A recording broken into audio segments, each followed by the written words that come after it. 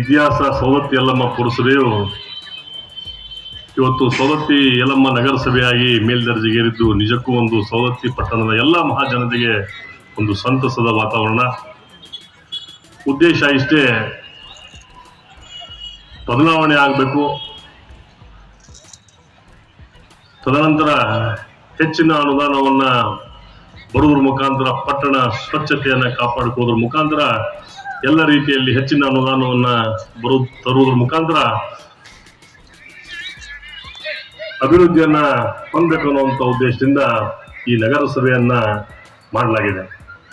ಇದಕ್ಕೆ ಸ್ಪಂದಿಸಿದಂತ ನಮ್ಮ ಘನ ಸರ್ಕಾರದ ಮೊದಲಿಗೆ ಮಾನ್ಯ ಮುಖ್ಯಮಂತ್ರಿಗಳಾಗಿರುವಂತ ಸನ್ಮಾನ್ಯ ಸಿದ್ದರಾಮಯ್ಯನವರಿಗೆ, ನಗರಾಭಿವೃದ್ಧಿ ಸಚಿವರಾಗಿರುವಂತ ಬೈರತಿ ಸುರೇಶ್ ಅಣ್ಣನವರಿಗೆ, ನಮ್ಮ ಲೋಕೋಪಯೋಗಿ ಸಚಿವರಾಗಿರುವಂತಹ ಸನ್ಮಾನ್ಯ ಸತೀಶ್ ಅಣ್ಣ ಜಾರಕಿಹೊಳಿ ಅವರಿಗೆ ಈ ಸಂದರ್ಭದಲ್ಲಿ ಅವರಿಗೆ ನನ್ನ ಸವದತ್ತಿ ನಗರದ ಮಹಾಜನತೆಯ ಪರವಾಗಿ ಅವರಿಗೆ ಹೃತ್ಪೂರ್ವಕವಾದಂತ ಅಭಿನಂದನೆಗಳನ್ನ ಮೊದಲಿಗೆ ಸಲ್ಲಿಸಕ್ಕೆ ಇಷ್ಟಪಡ್ತೇನೆ. ಯಾಕಂತಂದ್ರೆ ಬಹಳಷ್ಟು ವರ್ಷಗಳಿಂದ ಯಾವುದೇ ಒಂದು ಪುರಸಭೆಯನ್ನ ಮೇಲ್ದರ್ಜೆಗೆ ಸೇರಿಸಿರಲಿಲ್ಲ. ಆದ್ರೆ ಒಂದು ಸಭೆಯಲ್ಲಿ ನಾವು ಕೂಡ ನಮ್ಮ ಬೆಳಗಾವಿ ಜಿಲ್ಲೆಯ ಶಾಸಕರನ್ನ ಒಂದು ಮಾನ್ಯ ಮುಖ್ಯಮಂತ್ರಿಗಳು ಸಭೆಯನ್ನ ತೆಗೆದುಕೊಂಡಂತ ಸಂದರ್ಭದಲ್ಲಿ ಅವತ್ತು ನಾನು ಒಂದು ಪ್ರಸ್ತಾವನೆಯನ್ನ ಅವ್ರ ಮುಂದಿಟ್ಟೆ. ಸೊ ಇದು 150 ವರ್ಷದಿಂದ ಪುರಸಭೆಯಾಗಿ ಹೋಗೈತೆ, ಇದನ್ನ ನಗರಸಭೆಯಾಗಿ ಮೇಲ್ದರ್ಜೆಗೆ ಸೇರಿಸ್ಬೇಕಂತ ಹೇಳಿ ಅವರಿಗೆ ನಾನು ಬಹಳಷ್ಟು ಕಳಕಳಿಯನ್ನ ವಿನಂತಿಯನ್ನ ಮಾಡಿದಂತ ಸಂದರ್ಭದಲ್ಲಿ ಅವರು, ಇಲ್ಲಪ್ಪ ವೈದ್ಯ, ಈಗ ಫೈನಾನ್ಷಿಯಲ್ ಇಂಪ್ಲಿಕೇಶನ್ ಕ್ರೈಸಿಸ್ ಬಹಳ ಇರೋದ್ರಿಂದ ಮುಂದಿನ ನಿರ್ಮಾಣದಲ್ಲಿ ನೋಡೋಣ, ಈಗ ಮಾಡೋಕೆ ಅಸಾಧ್ಯ, ಒಂದು ಮಾಡಿದ್ರೆ ಬಹಳ ಮಾಡಬೇಕಾಗ್ತೈತಿ, ಈಗ ಮಾಡ್ಲಿಕ್ಕೆ ಆಗಲ್ಲ ಅಂತ ಹೇಳಿ ಮೊದಲೇಕ ಅವ್ರು ಹೇಳಿದ್ರು. ಆದ್ರೆ ನಾನು ಬಿಡ್ಲಿಲ್ಲ. ಅವರ ಬಹಳಷ್ಟು ನಾವು ಮನವೊಲಿಸುವಂತ ಏನು ಮಾತಾಡಿದ್ರು ಈಗ ಹೇಳೋದಿಲ್ಲ, ಸಂದರ್ಭ ಬಂದಾಗ ಹೇಳ್ತೇನೆ. ಅವರಿಗೆ ಬಹಳಷ್ಟು ಕನ್ವಿನ್ಸ್ ಮಾಡಿ ಮನವೊಲಿಸಿ, ಇದಾದ್ರೆ ನಿಮ್ಮ ಹೆಸರು ಬರ್ತೈತಿ, ಚುನಾವಣೆಗಿಂತ ಪೂರ್ವದಲ್ಲಿ ಜನತೆಗೆ ನಾನು ಮಾತು ಕೊಟ್ಟಿದ್ದೆ, ಒಂದು ಯಾವುದೇ ಒಂದು ಜಾತಿ ಭೇದ ಮತ ಪಂಥ ನೋಡದೆ ನನಗೆ ಆಶೀರ್ವಾದ ಮಾಡಿದ್ದಾರೆ, ಅದಕ್ಕೆ ತಾವು ಇದು ಮಾಡಲೇ ಕೊಡ್ಬೇಕಂತ ಹೇಳಿದಂತ ಸಂದರ್ಭದಲ್ಲಿ ಆ ಪತ್ರದ ಮೇಲೆ ಒಂದು ರುಜುವನ್ನು ಹಾಕಿ ಒಂದು ಸೆಂಟೆನ್ಸ್ ಬರೋದು ಏನಪ್ಪಾ ಅಂದ್ರ, ಈ ಪ್ರಸ್ತಾವವನ್ನ ಸಚಿವ ಸಂಪುಟಕ್ಕೆ ತರುವುದು ಅಂತೇಳಿ ಬರೋದು. ಆದ್ರೆ ಬರೆದಂತ ಸಂದರ್ಭದಲ್ಲಿ ನೋಡಿದಾಗ ನನ್ನ ಮೈಯೆಲ್ಲ ರೋಮಾಂಚನ ಆಯ್ತು. ಆ ಒಂದು ಬರೆದಂತ ಅಕ್ಷರದಲ್ಲಿ ಬಹಳಷ್ಟು ಶಕ್ತಿ ಇತ್ತು. ಅಂದ್ರೆ ಮಾನ್ಯ ಮುಖ್ಯಮಂತ್ರಿಗಳು ಅದನ್ನ ಸಚಿವ ಸಂಪುಟಕ್ಕೆ ತರಬೇಕಂತ ಬರೆದ್ರೆ ಖಂಡಿತವಾಗ್ಲು ಬರ್ತೈತೆ ಅಂತ ಹೇಳಿ ನಂಗೆ ಅವತ್ತೇ ಆತ್ಮವಿಶ್ವಾಸ ಇತ್ತು. ಅದಕ್ಕಿಂತ ಪೂರ್ವದಲ್ಲಿ ಕೂಡ ಇದೇ ಒಂದು ಸಭೆಯಲ್ಲಿ, ಮುನ್ಸಿಪಾಲಿಟಿ ಸಭೆಯಲ್ಲಿ ಅತಿ ಶೀಘ್ರದಲ್ಲಿ ಒಂದು ಸಿಹಿ ಸುದ್ದಿಯನ್ನು ಕೊಡ್ತೀನಿ ಅಂತ ಕೂಡ ನಾನು ಹೇಳಿದ್ದೆ. ಎಲ್ಲ ಸದಸ್ಯರು ಕೂಡ ಇದ್ರು. ಅದೇನಪ್ಪಾ ಅಂತಂದ್ರೆ, ಇದೇ ನಗರಸಭೆಯನ್ನ ಮಾಡ್ತೇನೆ ಅಂತ ಹೇಳೋಕ್ಕಿಂತ ಮುಂಚೆ ಹೇಳಬಾರ್ದು, ಮಾಡೋಕ್ಕಿಂತ ಮುಂಚೆ ಹೇಳಬಾರ್ದು, ಮಾಡಿ ಹೇಳ್ಬೇಕಂತ ಹೇಳಿ ಬಿಟ್ಟಿದ್ದೆ. ತದನಂತರ ಅಲ್ಲಿಂದ ನಗರಾಭಿವೃದ್ಧಿ ಯುಡಿ ಸೆಕ್ರೆಟರಿ ಕಾರ್ಯದರ್ಶಿಗಳು ದೀಪಾ ಚೋಳನವ್ರ ಕಡೆ ಬಂತು, ಅಲ್ಲಿಂದ DMA ಬಂತು, DMA ಇಂದ DC ಕಡೆ ಇನ್ಫಾರ್ಮೇಶನ್ ಕೇಳಿದ್ರು. DC ಅವರು ಸವದತ್ತಿ ನಮ್ಮ ಮುಖ್ಯಾಧಿಕಾರಿ ಹೇಳಿದ್ರು, ಈಗ ಪೌರಾಯುಕ್ತರು, ಅವರಿಗೆ ಮಾಹಿತಿಯನ್ನ ಕೇಳಿದ್ರು. ಇವರು ಎಲ್ಲ ಮಾಹಿತಿಗಳನ್ನು ಇವರು ತಹಸೀಲ್ದಾರ್ ಕೂಡ ಪಾಸಿಟಿವ್ ಆಗಿ ಬರೋದು PD-ಗೆ ಪ್ರೊಜೆಕ್ಟ್ ಡೈರೆಕ್ಟರ್ ಬೆಳಗಾವಿ ಕಳಿಸಿ, ಅಲ್ಲಿಂದ DC ಅವ್ರು ರಿಕ್ವೆಸ್ಟ್ ಮಾಡ್ಕೊಂಡು ಇದನ್ನ ಪಾಸಿಟಿವ್ ಆಗಿ ಕಳಿಸ್ಬೇಕಂತ DC ಅವ್ರ ಪಾತ್ರ ಕೂಡ ಇದರಲ್ಲಿ ಬಹಳಷ್ಟಿದೆ. ಅವ್ರಿಗೂ ಕೂಡ ಈ ಸಂದರ್ಭದಲ್ಲಿ ನಾನು ಧನ್ಯವಾದ ಹೇಳ್ಬೇಕು. ಅವರು ಕೂಡ ಪಾಸಿಟಿವ್ ಆಗಿ ಬರೆದು ಅಲ್ಲಿಂದ DMA ಕಳಿಸಿದ್ರು. DMA ಕೂಡ ಅಲ್ಲಿ ನಾನೇ ಸ್ವತಃ ಫಾಲೋ ಅಪ್ ಮಾಡಿದೆ. ನಾನಂತೂ ಮತ್ತೆ ನನ್ನ ಜೊತೆ ಬಹಳಷ್ಟು ಸಲ ಕಲಂದರ್ ಬಂದಿದ್ದ, ನಮ್ಮ ಗರಿಗೆ ಮಠವರು ಮತ್ತೆ ಕಲಂದವರು ಕೂಡ ಬಹಳಷ್ಟು ಇದ್ರ ಬಗ್ಗೆ ಅಡ್ಡಾಡಿದಾರ. ನಾವು ಸ್ವತಃ ಹೋಗಿ DMA ಇಂದ ಅಲ್ಲಿ ಕೂಡ ನಾನು ಒಂದು 10 ಸಲ ಹೋಗಿರ್ಬೇಕು.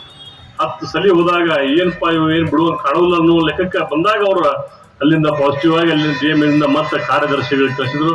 ಕಾರ್ಯದರ್ಶಿಗಳು ಅದನ್ನ ಅಡಿಷನಲ್ ಚೀಫ್ ಸೆಕ್ರೆಟರಿಯಿಂದ ಮತ್ತೆ ಅದು ಮಾನ್ಯ ಮುಖ್ಯಮಂತ್ರಿಗಳಂತ ಬಂದಂತ ಸಂದರ್ಭದಲ್ಲಿ ಅದು ಸಚಿವ ಸಂಪುಟಕ್ಕೆ ಬಂದ ಪಾಸ್ ಆಯ್ತು. ಪಾಸ್ ಆದ್ರೂ ಅಷ್ಟಕ್ಕೆ ಮುಗಿಲಿಲ್ಲ, ಮತ್ತೆ ಅಲ್ಲಿಂದ ಗವರ್ನರ್ ಹೋಗ್ಬೇಕು, ಗೆಜೆಟ್ಗೆ ಗವರ್ನರ್ ಹೋಗ್ಬೇಕು, ರಾಜ್ಯಪಾಲರ ಕಡೆ ಒಂದೂವರೆ ತಿಂಗಳು ಇತ್ತು.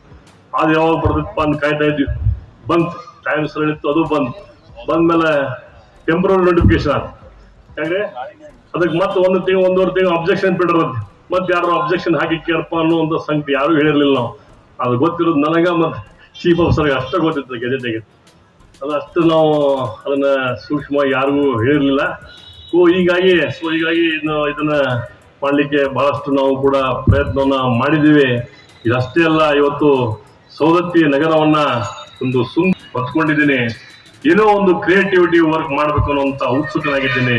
ಇವತ್ತು ಸವದತ್ತಿ ನಗರದಲ್ಲಿ ಒಳಚರಂಡಿ ಯೋಜನೆ ಕೂಡ ನಡೀತಾ ಇದೆ. ನಗರಾಭಿವೃದ್ಧಿಯಿಂದ KODFC Karnataka urban infrastructure development corporation ಇಂದ ಮೊದಲನೇ ಹಂತದಲ್ಲಿ 41 ಕೋಟಿ ರೂಪಾಯಿ ಅನುದಾನ ಬಿಡುಗಡೆ ಆಗಿದೆ. ಮತ್ತೆ ಇನ್ನು 83 ಕೋಟಿ ರೂಪಾಯಿ ಅನುದಾನ ಕೂಡ ಮುಂದಿನ ದಿನಮಾನಗಳಲ್ಲಿ ಬರಲಿದೆ. ಅವೆಲ್ಲವನ್ನ ಮಾಡಿ 2027 ಮಟ್ಟ 27 ಮುಗಿಸಿ 27ರಿಂದ 27 ಆಗಸ್ಟ್ ಒಳಗಾಗಿ ಇಡೀ ಸುಮಾರು 20-25 ಕೋಟಿ ರೂಪಾಯಿ ಎಸ್ಟಿಮೇಟ್ ಮಾಡಿದ್ರು. ಪ್ರತಿ ಒಂದು ಸಂಧಿ ಗಂಧಿ ಬಿಡಲಾರ್ದಂಗ ಅತ್ಯುತ್ತಮವಾದಂತಹ ಸುಂದರ ಒಂದು ಅದ್ಭುತವಾದ ಡಾಂಬರ್ ರೋಡ್ ಆಗಿರ್ಬೋದು, ಅಥವಾ CC ರಸ್ತೆ ಆಗಿರ್ಬೋದು, ಅಥವಾ ಪೇವರ್ಸ್ ಆಗಿರ್ಬೋದು, ಇವೆಲ್ಲವನ್ನ ಮಾಡಿ ಜೊತೆಗೆ ಈಗಾಗಲೇ ಡ್ರೈನೇಜ್ ಗಟರ್ನ ಈಗಾಗಲೇ ಮಾನ್ಯ ಮುಖ್ಯಮಂತ್ರಿಗಳ ವಿಶೇಷ ಅನುದಾನದಲ್ಲಿ 4 ಕೋಟಿ ರೂಪಾಯಿ ವೆಚ್ಚದಲ್ಲಿ ಇವತ್ತು ಕಾಮಗಾರಿ ಕೂಡ ಕಂಪ್ಲೀಟ್ ಆಗುವಂತ ಹಂತದಲ್ಲಿ ಬಂದಿದೆ. ಇನ್ನೆಷ್ಟು ಉಳಿದ ಅದನ್ನು ಕೂಡ ಡ್ರೈನೇಜ್ ಅನ್ನ ಮಾಡುವುದರ ಮುಖಾಂತರ.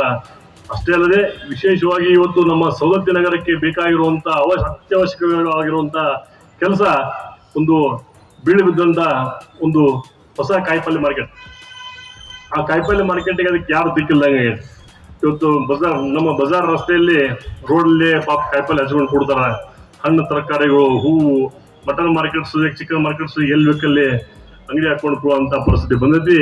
ಸೊ ಹೀಗಾಗಿ ಈಗಾಗಲೇ ಅದನ್ನ ನಾವು 3D DPR ಕೂಡ ರೆಡಿ ಆಗಿದೆ. ಸುಮಾರು 6 ಕೋಟಿ ರೂಪಾಯಿ ವೆಚ್ಚದಲ್ಲಿ ಆ DPR ನ ತಯಾರಿಸಿ ಈಗಾಗಲೇ ಸರ್ಕಾರಕ್ಕೆ ನಾನು ಮನವಿಯನ್ನು ಕೂಡ ಸಲ್ಲಿಸಿದ್ದೀನಿ.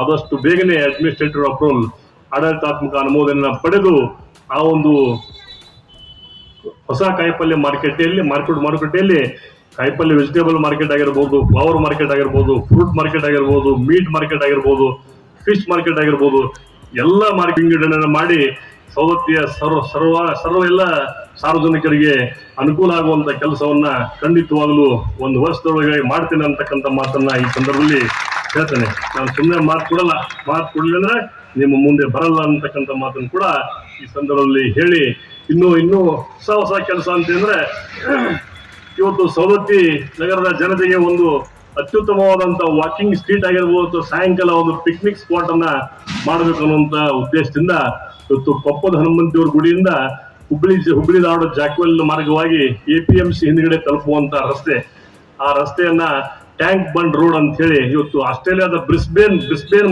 ಮಾದರಿಯಲ್ಲಿ ಒಂದು ಸುಮಾರು 7,50,00,000 ರೂಪಾಯಿ ಅನುದಾನವನ್ನ ಈಗಾಗಲೇ ಫ್ರಾನ್ಸ್ PWD ಅನ್ನೋ ಒಂದು ವಿಂಗ್, ಫ್ರಾನ್ಸಿ ಅಂತ ಎಷ್ಟೋ ಜನ ಗೊತ್ತಿಲ್ಲ ಇವ್ರಿಗೂ, PWD ಲೋಕೋಪಯೋಗಿ ಇಲಾಖೆಯಲ್ಲೇ ಒಂದು ವಿಂಗ್ ಬರ್ತದೆ. ಆ ಒಂದು ವಿಂಗ್ ನಲ್ಲಿ ನಮ್ಮನ್ನ ಸಚಿವರಾದಂತಹ ಸನ್ಮಾನ್ಯ ಸತೀಶಣ್ಣ ಜಾರಕಿಹೊಳಿ ಅವರಿಗೆ ಮನವಿ ಮಾಡಿದಂತ ಸಂದರ್ಭದಲ್ಲಿ ಆ ಟ್ಯಾಂಕ್ ಬಂಡ್ ರೋಡ್ಗೆ ನಮಗೆ ಒಂದು ಈಗಾಗಲೇ ಗ್ರಾಂಟ್ ಅನ್ನು ಕೂಡ ಆಗಿದೆ, ಟೆಂಡರ್ ಕೂಡ ಕರೆದಿದ್ದಾರೆ.